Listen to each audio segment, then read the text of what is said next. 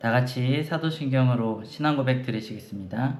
전능하사 천지를 만드신 하나님 아버지를 내가 믿사오며 그 외아들 우리 주 예수 그리스도를 믿사오니 이는 성령으로 잉태하사 동정녀 마리아에게 나시고 본디오 빌라도에게 고난을 받으사 십자가에 못 박혀 죽으시고 장사한 지 사흘 만에 죽은 자 가운데서 다시 살아나시며 하늘에 오르사 전능하신 하나님 우편에 앉아 계시다가 거기로부터 산자와 죽은 자를 심판하러 오시리라. 성령을 믿사오며 거룩한 공교회와 성도가 서로 교통하는 것과 죄를 사하여 주시는 것과 몸이 다시 사는 것과 영원히 사는 것을 믿사옵나이다. 아멘.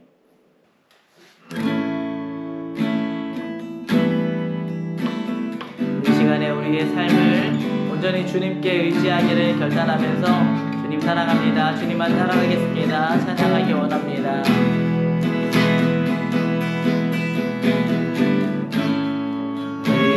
의지했던 모든 내가고 억울한 마음을 거듭하네. 부끄럼 없이 살고 싶다. 주님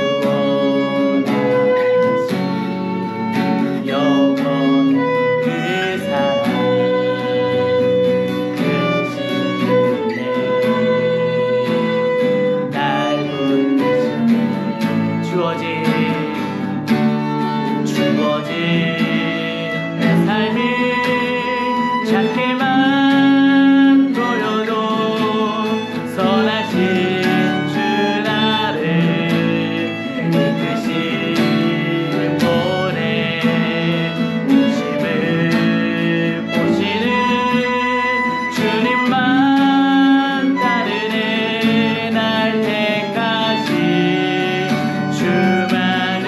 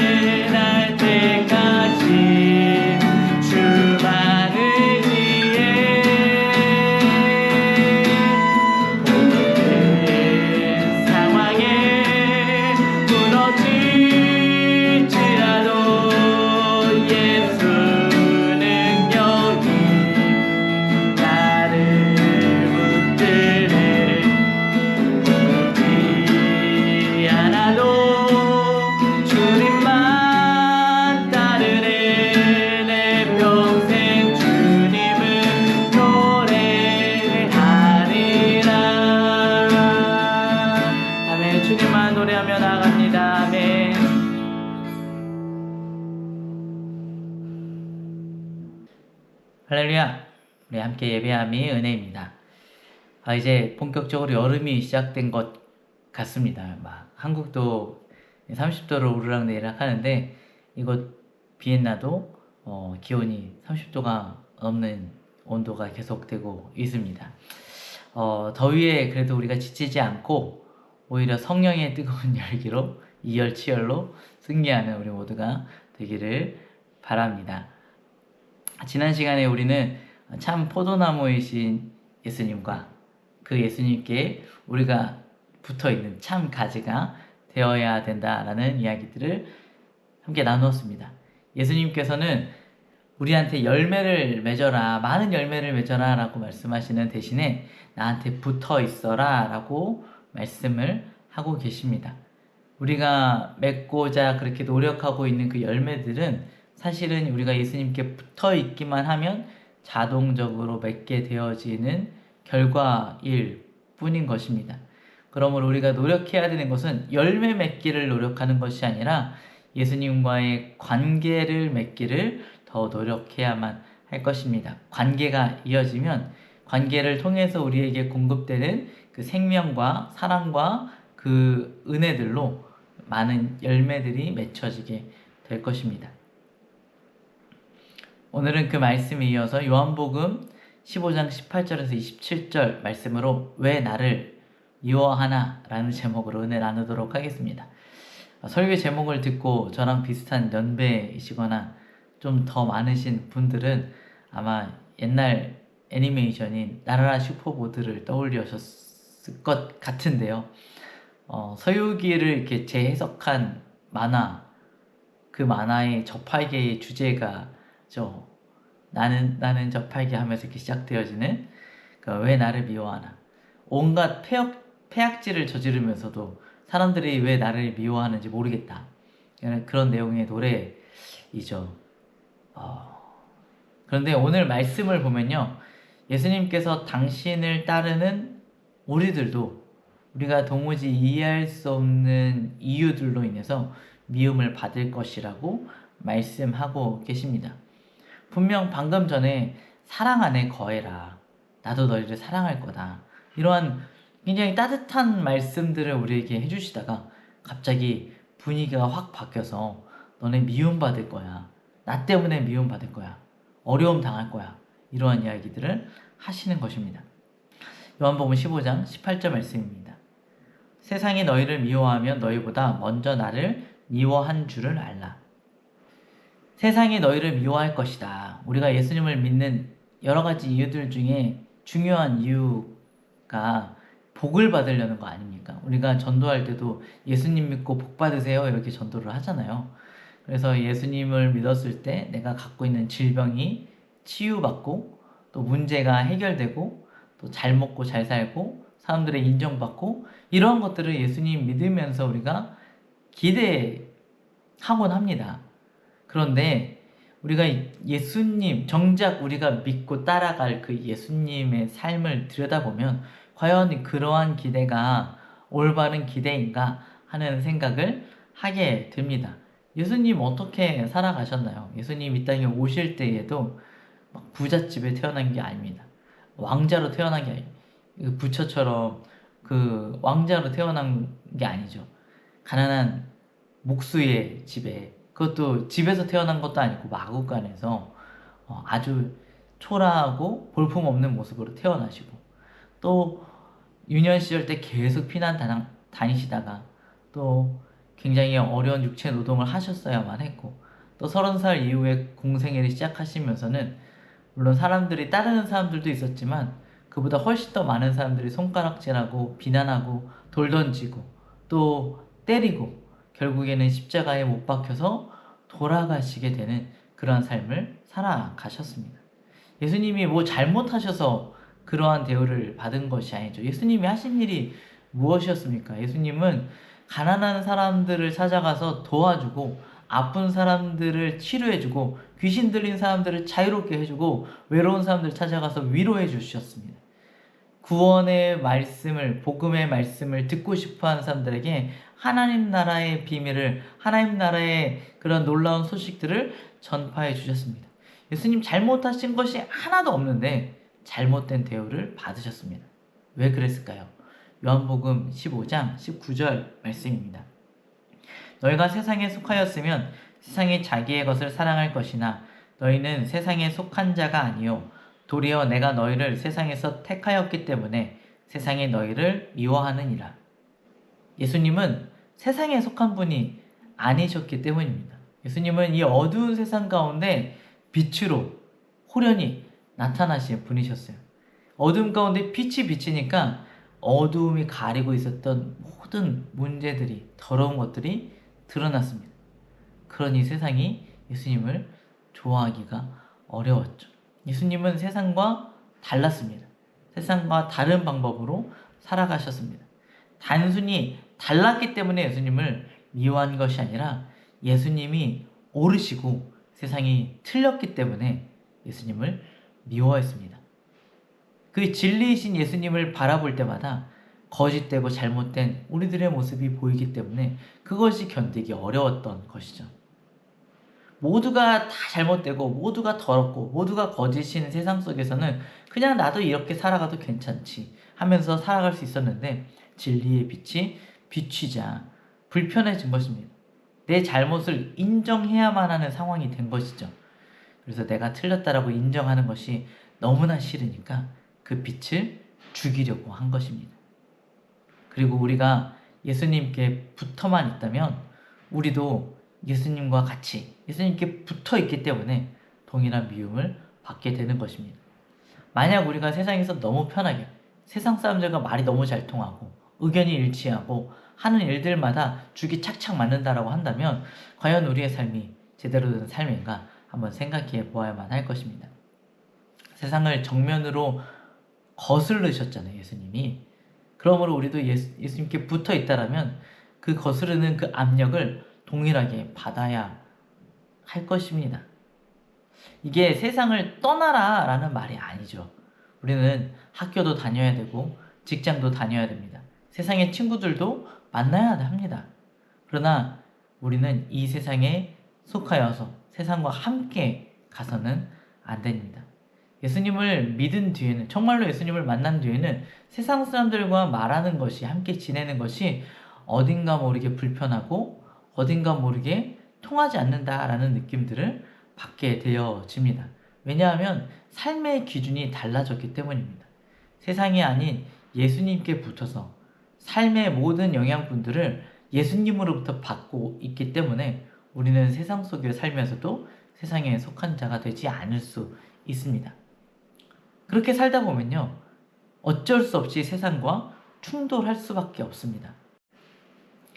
정직하게 살려고 하면 손해를 보고요, 용서하면서 살면은 또 바보 같아 보이기도 합니다. 거룩하게 살려고 하면 사람들이 답답해하죠. 예수님도 그러셨습니다. 세상이 왕으로 오실 메시아를 기대했는데 종처럼 행동하는 예수님을 보았습니다. 힘으로 세상을 바꾸실 줄 알았는데 물을 떠서 제자들의 발을 씻기셨습니다. 예수님께서는 끝까지 살아남으실 줄 알았는데 십자가에서 죽으셨습니다. 그래서 세상은요, 예수님을 이해할 수가 없었죠. 그런데 중요한 건 무엇이냐면 예수님께서 그 모든 비난과 그 모든 폭력과 그 모든 손가락질을 두려워하지 않으셨다는 것입니다. 왜냐하면 예수님은 끝까지, 처음부터 끝까지 하나님 아버지의 사랑 가운데 거하셨기 때문입니다. 사람들의 인정을 구하면서 살아가셨던 것이 아니라 아버지 하나님의 사랑을 구하면서 살아가셨기 때문에 예수님께서는 그 모든 필요가 그 안에서 충족되셨던 것입니다. 우리도 그렇습니다. 세상 사람들의 인정을 바라보면서 살아가면요, 그걸 견딜 수가 없습니다. 미움받으면서 살아가는 것을 이해할 수가 없습니다. 그러나 우리가 예수님 안에 거하고 있다라면 세상이 흔들려도, 세상이 다 나를 떠나가도 무너지지 않을 수 있습니다. 왜냐하면 우리의 생명이 그것들에 달려있는 것이 아니기 때문입니다. 요한복음 15장 20절 말씀입니다. 내가 너희에게 종이 주인보다 더 크지 못한다 한 말을 기억하라. 사람들이 나를 박해하였은즉 너희도 박해할 것이요 내 말을 지켰은즉 너희 말도 지킬 것이라. 예수님이 미움을 받으셨다면 우리도 당연히 미움을 받아야 합니다. 근데 여기서 우리가 착각하지 말아야 될 게 있는데, 세상이 미워하는 미움에는 두 가지 종류가 있거든요. 하나는 나한테 손해를 끼쳤을 때 미워하는 것과 그들의 죄가 드러났을 때 미워하는 것이 있습니다. 세상 사람들도요, 우리가 게으르고 우리가 뭔가 해야 될 일을 하지 않고 책임을 지지 않고, 그래서 사람들에게 손해를 끼쳤을 때 그것을 가지고 미워합니다. 근데 이것은요, 우리가 예수님을 믿었기 때문에 세상이 우리를 미워하는 게 아니에요. 괜히 내가 뭔가 사람들로부터 실패할 때마다, 사람들로부터 미움을 받을 때마다 내가 예수님 믿어서 내가 이렇게 미움받나 보다, 꼭 그렇게만 생각할 수는 없다는 것이죠. 정말 내가 예수님 안에서 정직하고 공의롭고 그렇지만 성실하고 부지런하게 최선을 다해서 살아가고 있는가, 그런데도 내가 미움받고 있는가, 잘 생각해 보아야만 할 것입니다. 공의와 정의를 행하면서, 정직을 행하면서, 또한 자비를 행하면서도 우리가 미움을 받게 된다면, 복음을 전하다가 미움을 받게 된다면, 그것은 세상이 우리가 예수님께 붙어있기 때문에 미워하는 것이었기 때문에, 그러한 미움에 대해서 우리가 주눅들 필요도, 뒤로 물러설 필요도 없다는 것입니다. 요한복음 15장 24절 말씀입니다.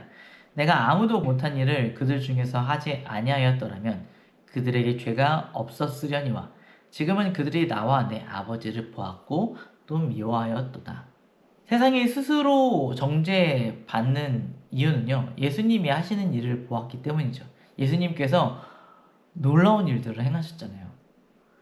근데 예수님이 행하신 그 놀라운 기적들 때문에 이들이 정죄받는 것이 아니라, 예수님께서 하신 그 모든 일들의 핵심이 무엇이었냐면 아버지 하나님의 일을 하는 것이었다는 것이죠.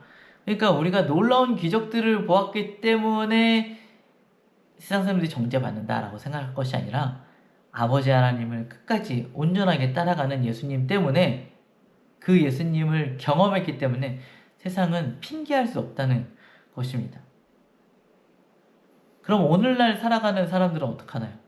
예수님을 본 적이 없잖아요. 예수님이 하신 일을 경험해보지 못했습니다. 들어보지 못했습니다. 그러면 그들은 이 정죄함에서 자유로울 수 있나요? 그렇지 않습니다. 일단 우선적으로 예수님의 사역은요, 역사 속에서 단일성을 지닙니다. 단 한 번만 일어났지만 예수님의 그 사역의 그 효력은요, 사라지지 않고 오늘날도 여전히 남아 있습니다. 또 나아가서 예수님의 사역은요, 오늘날 예수님을 믿는, 예수님께 붙어있는 그 가지들을 통하여서 지금도 여전히 일어나고 있기 때문이죠. 기적도 일어나지만 굳이 기적이 아니라 할지라도 우리가 세상과 다른 모습으로, 세상을 거스르는 모습으로 하나님의 사역들을 하고 있기 때문에, 그것들을 보는 세상은 이 정죄함에서 벗어날 길이 없다라는 것입니다. 세상이 예수님을 미워하는 것은요, 단순한 취향 차이가 아닙니다. 자기 안에 드러나는 그 어둠, 빛 때문에 그 어둠이 드러나는 것이 싫은 것이죠. 그런데 놀라운 사실은 예수님께서 그런 세상 가운데에 미움받고 있는 제자들을 그냥 그대로 너네가 알아서 살아남아라, 견뎌내 라고 이야기하지 않으셨다는 거예요. 요한복음 15장 26절 말씀에 내가 아버지께로부터 너희에게 보낼 보혜사 곧 아버지께로부터 나오시는 진리의 성령이 오실 때에 그가 나를 증언하실 것이요. 우리가 성령님을 단순히 능력 주시는 분 이렇게 생각하지 말아야만 합니다. 성령님은요, 우리를 예수님과 연결시켜 주시는 분이십니다. 연결시켜 주시는 분이세요. 성령님의 그 본성 중에 하나가 그것입니다. 성령님은 하나님 아버지로부터 나오신 분이시죠. 아버지 하나님과의 그 관계가 끊어질 수가 없습니다. 또한 성령님은 예수님께서 보내시는 분이십니다. 성령님의 본성에 있어서 이 함께함이라는 특징은요, 굉장히 중요한 특징입니다. 그래서 그분은요, 우리 가운데 오셔서 우리와 함께 하십니다. 함께 하시면서 우리를 도와주시는데, 그 도와주시는 가장 효과적인 방법이 무엇이냐면 바로 예수님을 우리에게 알려주시는 거예요. 그래서 성령님이 진리의 성령님이죠. 성령님께서 진리를 알려주신다. 그래서 뭐 백과사전처럼 뭔가 지식을 알려주는 것이 아니고 챗GPT처럼 정보를 알려주는 것이 아닙니다. 물론 성령님께서 그러한 일들을 하실 때도 있지만 그것은 단순한 지식 전달이 아니라 그것을 통해서 우리가 예수님을 알아가고 예수님을 붙잡고 예수님을 사랑하고 예수님과 더 깊이 관계할 수 있도록 만들기 위함이라는 것입니다. 성령님께서는 진리를 우리에게 알려주십니다. 진리는 바로 예수님입니다. 길이요, 진리요, 생명이신 그 예수님께 우리가 계속해서 붙어 있을 수 있도록 도와주시는 분이 바로 성령님이십니다. 세상은 계속 우리에게 다른 데 붙어 있으라고 이야기를 합니다. 돈에 붙어 있어라. 인정에 붙어 있어라. 명예에 붙어 있어라. 또한 권력에 붙어 있어라. 그렇지만 성령님께서는 계속해서 우리가 그런 데로 빠져가지 않도록 떨어져 나가지 않도록 예수님께 계속 붙어 있을 수 있도록 우리를 붙들어 주시고 이끌어 주시는 것입니다. 주님은 우리와 함께하기를 원하십니다. 주님의 그러한 마음이 막 없다가 예수님이 너네 별로였는데 이제 다시 보니까 좀 괜찮은 것 같아 막 이렇게 갑자기 생겨난 마음이 아니에요. 요한복음 15장 27절 말씀에 너희도 처음부터 나와 함께 있었으므로 증언하느니라. 성령님께서 예수님에 대해서 증언하시는 것처럼 우리도 예수님을 증언해야 된다 이런 이야기인데요. 근데 여기에서 저는 이 처음부터라는 말씀이 이번 설교를 준비하면서 많이 묵상이 되어졌습니다. 단순히 제자들이 예수님의 공생의 사역 초기부터 지금까지 계속 같이 있었다라는 의미이기도 하지만요. 제자들이 예수님을 따라다닌 것은요. 제자들이 예수님을 선택했기 때문이 아니라 예수님이 제자들을 선택하셨기 때문이잖아요. 제자들도 예수님 따라다니면서 힘든 순간들이 있었겠죠. 떠나고 싶어. 이젠 견디기 힘든데. 지금 이 생활 너무 힘들어. 매 맞고 사람들로부터 손가락질 당하고 쫓겨다니고 이런 거 너무 괴로운 것 같아. 그래도 예수님께 붙어 있어야지. 이러한 제자들의 마음도 있었겠지만 반대로 예수님의 마음은 어땠겠습니까? 아무리 가르쳐도 이해도 못하고 계속 딴 생각만 하고 지들끼리 싸우고 얘네들을 언제까지 내가 데리고 다녀야 돼. 이러한 마음이 예수님 안에도 있지 않았을까? 저라면 그런 생각 많이 했을 것 같아요. 얘네 싹 다 갈아버리고 다른 애들로 갈아치워야겠다. 이런 생각도 많이 했을 것 같습니다. 근데 예수님은 끝까지 제자들을 버리지 않으시고 끝까지 사랑해 주셨잖아요. 제자들이 딴 마음 품을 때에도 도망가려고 할 때에도 예수님은 제자들을 끝까지 사랑해 주셨습니다. 내가 너네들을 선택해서 처음부터 끝까지 여기까지 왔다. 내가 처음부터 너네를 향한 계획이 있었다. 너네를 통해서 내가 생명을 전달해주고 너네를 통해서 그 생명이 증언되는 것들을 내가 처음부터 계획했다. 예수님의 그러한 마음들을 우리가 이해하고 생각할 수 있었으면 기억할 수 있었으면 좋겠습니다. 유다는 떠나가고 배신하고 베드로는 부인하고 제자들도 다 도망갔습니다. 토마는 예수님을 계속해서 의심했죠. 그렇지만 예수님은요 떠나가지 않으셨습니다. 사랑하는 라이트처치 성도님들, 세상은요 우리를 미워합니다. 우리가 예수님께 더 붙어 있을수록 예수님을 닮아갈수록 우리를 더 미워할 것입니다. 그렇다고 할지라도 우리의 연약함에도 불구하고 우리를 버리지 않으신 그 예수님의 사랑을 기억하면서 예수님께 더 꼭 붙어 있기를 원합니다. 우리의 힘과 능력으로 될 수 있는 것이 아닙니다. 그렇기에 더욱 성령을 의지하여서 성령님 도와주십시오. 함께 해주십시오. 기도하면서 나아갈 수 있었으면 좋겠습니다. 참 포도나무이신 예수님께 붙어있기를, 성령을 통해서 예수님께 붙어있기를 예수님의 이름으로 축원드립니다. 기도하겠습니다. 사랑이 많으신 주님 참으로 감사합니다. 우리는 때로는 흔들리고 때로는 넘어지고 세상의 실패와 세상의 손해를 감수할 만한 힘과 능력이 없음을 고백합니다. 진리의 성령 하나님, 우리 가운데 오셔서 우리가 예수님 때문에 받는 그 모든 어려움과 고난으로부터 견뎌낼 수 있는 힘과 지혜를 허락하여 주시옵소서. 주님을 더욱더 기대하고 소망하면서 살아갈 수 있도록 도와주시옵소서. 세상의 인정이 아닌 하나님의 뜻을 구하면서 살아가는 우리 모두가 될 수 있도록 도와주시옵소서. 그래서 성령 하나님께서 우리에게 증언하시는 것처럼 예수님을 더 많이 사랑하고 예수님을 더 많이 닮아가고 예수님을 온전히 증거할 수 있는 우리 모두가 되게 하여 주시옵소서. 참 포도나무이신 예수님께 끝까지 붙어 있어서 예수님을 더 많이 사랑할 수 있도록 도와주시옵소서. 감사드리며 예수님의 이름으로 기도드렸습니다. 아멘. 주기도문 하시겠습니다. 하늘에 계신 우리 아버지여, 이름이 거룩히 여김을 받으시오며 나라가 임하시오며 뜻이 하늘에서 이루어진 것 같이 땅에서도 이루어지리다. 오늘 우리에게 일용할 양식을 주시옵고 우리가 우리에게 죄 지은 자를 사하여 준 것 같이 우리의 죄를 사하여 주시옵고 우리를 시험에 들게 하지 마시옵고 다만 악에서 구하시옵소서. 나라와 권세와 영광이 아버지께 영원히 있사옵나이다. 아멘. 오늘의 기도 제목입니다. 세상의 인정이 아니라 하나님의 뜻을 우선하는 삶을 살도록 기도합시다. 성령님의 인도하심 가운데 예수님을 더 사랑하고 닮아갈 수 있도록 기도합시다. 세상의 미움과 흔들림 속에서도 끝까지 참 포도나무에 붙어 있을 수 있도록 기도합시다. 기도하겠습니다.